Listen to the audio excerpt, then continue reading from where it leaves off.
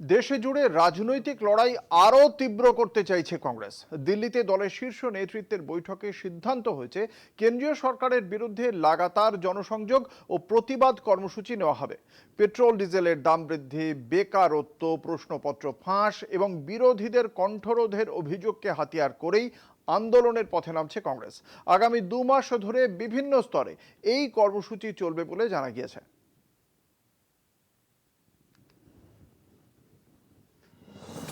নরেন্দ্র মোদী সরকারের বিরুদ্ধে দেশজুড়ে ধারাবাহিক আন্দোলনের কর্মসূচি নিয়েছে কংগ্রেস। ভোট চুরি, আসন চুরি, প্রশ্নপত্র ফাঁস, পেট্রোল ডিজেলের মূল্যবৃদ্ধি, বেকারত্ব এবং ব্যবসার মন্দার মতো একাধিক ইস্যুকে সামনে রেখে আগামী 2 মাস দেশের সব রাজ্য, জেলা ও ব্লক স্তরে প্রচার ও প্রতিবাদ কর্মসূচি চালানোর সিদ্ধান্ত নিয়েছে দল। লক্ষ্য, সাধারণ মানুষের কাছে পৌঁছে কেন্দ্রীয় সরকারের ব্যর্থতার বার্তা তুলে ধরা।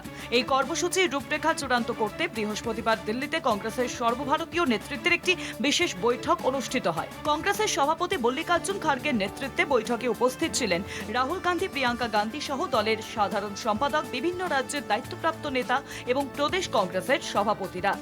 দেশজুড়ে আন্দোলনে কংগ্রেস, মোদী বিরোধী প্রচার। এআইসিসির বৈঠকে সিদ্ধান্ত হয় শুধুমাত্র সামাজিক মাধ্যমে প্রচার নয়, সরাসরি রাস্তায় নেমে আন্দোলন করে তুলতে হবে। প্রিয়াঙ্কা গান্ধী নেতাদের নির্দিষ্ট ইস্যুভিত্তিক প্রচারের পরামর্শ দেন। রাহুল গান্ধীর বক্তব্য, দেশের সাম্প্রতিক নেতিবাচক ঘটনাগুলির দায় প্রধানমন্ত্রী নরেন্দ্র মোদীর সরকারের ওপরেই বর্তায় এবং সেই বার্তাই মানুষের কাছে পৌঁছে দিতে হবে।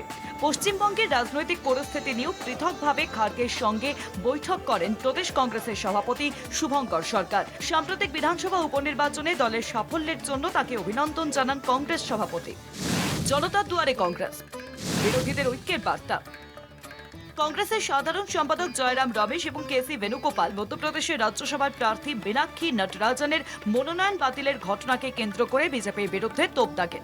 তাদের অভিযোগ, গণতান্ত্রিক প্রতিষ্ঠানগুলিকে দুর্বল করে বিরোধীদের কণ্ঠরোধের চেষ্টা চলছে। সেই কারণেই দেশজুড়ে প্রতিবাদের পথে হাঁটার সিদ্ধান্ত নিয়েছে কংগ্রেস। কণাদ দাশগুপ্তের রিপোর্ট, কলকাতা টিভি।